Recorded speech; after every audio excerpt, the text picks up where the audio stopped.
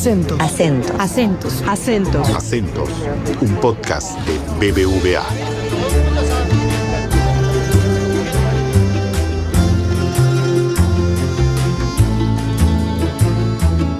Estimados amigos, ¿cómo están? Un placer saludarlos desde Perú. Mi nombre es Nelson Alvarado y estamos en un nuevo episodio del podcast Acentos. Recuerden que Acentos es un espacio para escuchar a los analistas de los diferentes equipos de BBVA Research a nivel Latinoamérica. Hoy vamos a hablar de la economía peruana, que está mostrando un buen desempeño apoyada en el avance de la demanda interna. De acuerdo con las estimaciones presentadas por BBVA Research en su más reciente informe Situación Perú, los altos términos de intercambio, el inicio de construcción de nuevas minas y el impacto transitorio de la reciente liberación de fondos previsionales apuntan a que el crecimiento alcanzará el 3.1% en 2025 y en 2026. Para hablar de ello, estamos con Francisco Gripa, economista principal de BBVA Research, quien nos va a dar mayores alcances sobre esta proyección, a pesar también del tema electoral que se nos viene a fines de este año y a principios del próximo. Francisco, ¿cómo estás? Un gusto saludarte. Hola Nelson, encantado de estar aquí contigo una vez más y con tus oyentes. Excelente. Mira, empezamos con una pregunta vinculada, por supuesto, a la economía, que ha mostrado un buen desempeño, pero, sin embargo, en el informe recientemente presentado ante la prensa, se señala que el segundo semestre será más retador. ¿Qué factores explican este cambio previsto en el comportamiento de la economía? ¿Y qué podemos esperar, Francisco, para lo que queda del 2025 y el próximo año? Sí, la economía mostró un buen desempeño en la primera mitad del año. Creció 3.4%. La demanda interna está fuerte, crece por encima del 6%, y al interior de la demanda interna está el gasto que hacen las familias en las empresas, lo que llamamos el gasto privado. Este buen desempeño se nota, por ejemplo, en el mercado laboral, está creciendo el empleo formal, suben los salarios, sube la masa salarial, se ven las confianzas, tanto la del consumidor como la empresarial están en máximos de 6 años. Las tasas de interés han disminuido. Todo eso favorece el gasto que hace el sector privado y dinamiza la economía. Ahora, yendo a tu pregunta, la segunda mitad del año va a ser más retadora, ¿sí? Recordemos que el año pasado se dio una liberación de fondos previsionales, el séptimo retiro. El grueso de esos retiros se dio en el segundo semestre y parte de eso se convirtió en gasto. Entonces, en la comparación interanual del segundo semestre de este año se va a notar. Además de eso, se está apretando la inversión pública. Tiene sentido. Si el gasto privado va bien, el estímulo por el lado del sector público debe disminuir. Más aún si es necesario cumplir con el techo de la regla fiscal para el año. A inicios del tercer trimestre, lo que vemos es que la inversión pública ha retrocedido. Y finalmente, si vienen las elecciones, como decías, poco a poco vamos entrando al modo elecciones. Usualmente las elecciones inducen cierta cautela en las decisiones de gasto del sector privado, sobre todo en el de inversión. Y es algo que posiblemente se note hacia fines de año. Entonces, juntando el efecto base más exigente, el retroceso de la inversión pública y el impacto que puede tener el ruido electoral en el gasto del sector privado, el crecimiento en la segunda mitad del año sería menor que en el primero. Estimamos que se ubicará algo por debajo del 3,1% y con eso el PBI en el año, en su conjunto 2025, se ubicaría también alrededor de ese nivel, 3,1%. Y para 2026 tenemos dos elementos importantes. El ruido electoral, que como decía va a pesar sobre la inversión privada seguramente, pero por otro lado tendremos este impacto transitorio al alza que genera la nueva liberación de fondos previsionales sobre el gasto de las familias, el octavo retiro. Y tomando en cuenta esos dos elementos, tenemos previsto para el próximo año, un crecimiento no muy distinto al de este, también en torno al 3,1%. Francisco, el informe también menciona que el crecimiento de la economía mundial, que hasta ahora se ha mostrado resiliente, se moderará en lo que resta del año y en 2026. Pero hay otros factores externos que serán favorables para Perú. ¿Cuáles son esos otros factores externos que nos favorecerán y cómo impactan en nuestra economía del día a día? Dentro de los más importantes, dos. El primero son los términos de intercambio. Los términos de intercambio, para explicar un poco, los términos de intercambio son la diferencia entre los precios de lo que Perú le vende al resto del mundo, de un lado, y los precios de lo que Perú le compra al resto del mundo, de otro. Si los términos de intercambio suben, eso es favorable para el país. ¿Por qué?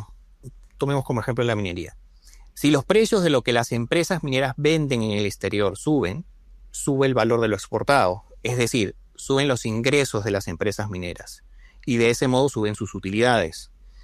Hay entonces más incentivos para invertir porque la inversión es más rentable. Además de eso, las empresas mineras tienen que pagar impuesto a la renta por esas utilidades. Entonces va a haber una mayor recaudación fiscal. Y por último, esa mayor cantidad de dólares que entra a la economía, porque está aumentando el valor de lo exportado, presiona a la baja el tipo de cambio. Entonces, al final del día lo que tenemos es que si suben los términos de intercambio, hay impactos positivos sobre la inversión, hay impactos positivos sobre la recaudación fiscal y hay impactos a la baja sobre el tipo de cambio. En este momento los términos de intercambio se ubican en sus niveles máximos históricos. Son los más altos desde 1951. Y eso porque el precio del cobre, el precio del oro están altos. Van a seguir en niveles elevados el próximo año. ¿Qué es lo más importante que Perú exporta? Metales. ¿Cuáles son los dos principales metales que Perú exporta? Cobre y oro. El precio del cobre va a seguir en niveles atractivos por varias razones. Porque hay demanda para la transición energética, para autos eléctricos, paneles solares, etc. Porque hay demanda para aumentar el uso de la inteligencia artificial, centros de datos, semiconductores, por ejemplo. Hay demanda para la industria de armamento, ¿no? Por estas tensiones geopolíticas. Y además el precio del cobre va a seguir en niveles elevados porque ha habido problemas en la producción de algunas minas importantes en el mundo. La República Democrática del Congo, Kamoa-Kakula, en Indonesia, Grasberg, en fin. Y esos problemas van a tardar en resolverse. El precio del oro, como decía, va a seguir en niveles elevados. El precio del oro también va a estar en niveles altos el próximo año. En resumen, los términos de intercambio de Perú van a seguir altos y eso favorece al país. Y el segundo factor externo importante va a ser el tema del costo del financiamiento externo. La Reserva Federal de Estados Unidos ha retomado ya el ciclo de recortes de su tasa de interés. Es probable que la siga rebajando en adelante porque el mercado laboral está débil en ese país, a pesar del riesgo que genera naturalmente sobre los precios el aumento de los aranceles que ha habido. Y al bajar esta tasa de interés, bajan las tasas de interés en dólares a nivel global y eso incluye a Perú. El costo de financiamiento en dólares va a disminuir. Y por otro lado, como las tasas de interés en dólares están bajando, eso disminuye el atractivo de invertir, digamos, en instrumentos en esa moneda. Y eso favorece al sol y entonces presiona a la baja el tipo de cambio. Entonces, los altos términos de intercambio y la disminución del costo de financiamiento son dos factores externos que van a ser positivos para Perú y que tienen impacto en nuestro día a día. Has hecho referencia, Francisco, al tipo de cambio y sabemos que el dólar y el sol van de la mano en Perú. Este año hemos visto al sol relativamente fuerte, pero se proyecta que podría debilitarse un poco en adelante, en la medida que se acerquen las elecciones también. ¿Qué debemos entender en este momento sobre lo que pasará con el tipo de cambio en los próximos meses y luego del proceso electoral? Bueno, aquí sí saco mi bolita de cristal para predecir el futuro del tipo de cambio. No, a ver, siempre es complicado predecir lo que va a pasar con el tipo de cambio, ¿no? Pero tenemos algunos elementos que nos pueden servir de referencia, ¿no? Para orientarnos en qué dirección puede ir. El sol peruano se ha apreciado más de 7% en lo que va del año. Ahora mismo se encuentra por debajo de 3 soles con 50 céntimos por dólar. En los próximos meses, en la medida de que avance el proceso electoral, seguramente habrá alguna presión para que el tipo de cambio suba. Nada complicado, porque como señalaba antes, los altos términos de intercambio y el que la Reserva Federal de Estados Unidos esté bajando su tasa de interés más bien fortalecen al sol. En todo caso, la magnitud en la que suba va a depender mucho de las encuestas, de cómo avancen las encuestas electorales. Eso va a ser importante. Pasado el proceso electoral y el ruido que este naturalmente genera, con los términos de intercambio en niveles elevados y con la Fed bajando su tasa de interés, el sol peruano debería fortalecerse. Vamos a los números. Lo vemos cerrando este año entre 3.50 y 3.60 soles por dólar y entre 3.45 y 3.55 a fines del 26. Esto, por supuesto, supone que las nuevas autoridades electas no son antimercado. Correcto. Y la inflación, otro tema importante y que afecta directamente los bolsillos de las familias, de los consumidores. ¿Cómo cerrará la inflación en 2025 y qué podemos esperar en el 2026? ¿Alguna preocupación por alguna alza de precios?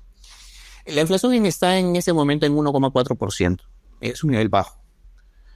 Y es principalmente debido a los precios de los alimentos y la energía.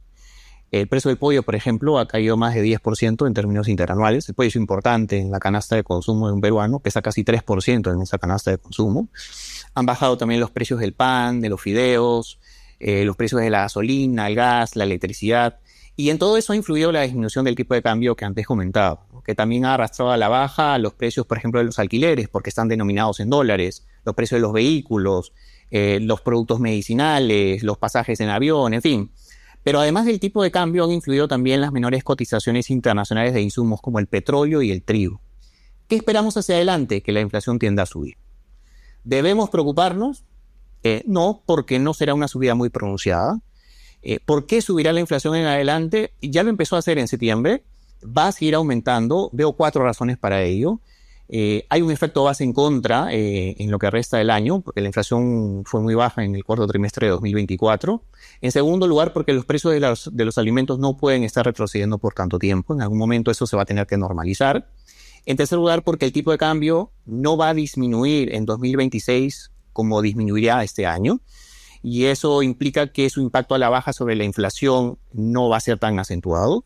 Y finalmente, porque las cotizaciones internacionales de insumos, como el petróleo, por ejemplo, no van a bajar en 2026 como lo hicieron este año.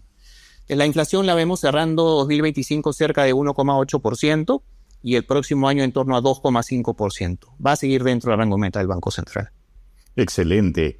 Hablemos ahora de riesgos. Ya has mencionado, Francisco, durante esta conversación la posible inestabilidad política, el factor electoral. Vemos paralizaciones, las protestas sociales también que se han acentuado en las últimas semanas. Sin embargo, también vemos oportunidades, ¿no? Por ejemplo, los altos precios del cobre y del oro que ya mencionaste. En ese sentido, ¿cuáles son los principales riesgos y las principales oportunidades que consideras marcarán el rumbo de nuestra economía en los próximos meses, el próximo año? Hay varios riesgos y oportunidades, Nelson, pero me gustaría centrarme en uno de ellos, en uno muy importante, el proceso electoral en el que hemos entrado. Es un riesgo porque no sabemos quiénes serán elegidos. Me refiero al presidente, pero también a senadores y diputados. Ya en la última elección los peruanos elegimos una opción que no era muy amiga del mercado y que quería cambiar muchas de las reglas de juego que habían llevado a Perú a ser una de las economías más dinámicas y ordenadas de la región en los últimos 30 años. Finalmente no lo pudieron hacer, pero a pesar de ello el impacto sobre la economía peruana fue importante. En las encuestas vemos actualmente muchas opciones entre las cuales elegir, 39 en este momento. Vemos mucha dispersión también en esas preferencias. Vemos que los indecisos suman casi el 50% de la intención de voto. Entonces no es claro el panorama para la elección del presidente y aún menos para senadores y diputados. Es cierto que las opciones que en este momento encabezan las preferencias no son antimercado, pero nuevamente, con el número de indecisos, eso podría cambiar fácilmente. Entonces ahí hay un riesgo importante, un riesgo cercano. Y el resultado del proceso electoral va a marcar el rumbo de la economía en los próximos años. Pero también veo estas elecciones como una oportunidad. La economía peruana va relativamente bien, como describí al inicio. Este año Perú crecerá un punto porcentual más que el promedio del resto de la región. Probablemente también lo haga el próximo año.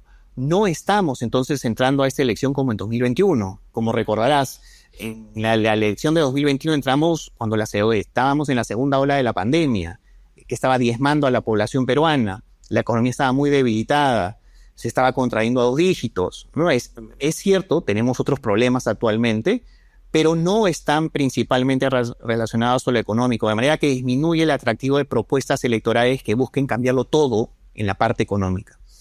Entonces, y ya para ir concluyendo, si los peruanos eligen bien en 2026, me refiero a nuevas autoridades que por lo menos sean sensatas, se podría dejar atrás años de inestabilidad política e incertidumbre. Y ese es un escenario que es propicio para que junto con lo que tú mencionabas, ¿no?, los altos términos de intercambio y la tendencia a disminuir los costos de financiamiento externo que antes mencionaba, se gatille un panorama más positivo para la economía peruana en adelante. Ojalá que eso ocurra. La oportunidad está ahí y aprovecharla depende solo de nosotros. Excelente, Francisco. Esas han sido todas las preguntas por hoy. Un agradecimiento especial por tu participación en Acentos. Muchas gracias a ti por la invitación, Nelson. Encantado de participar en Acentos y de haber conversado contigo una vez más en este espacio.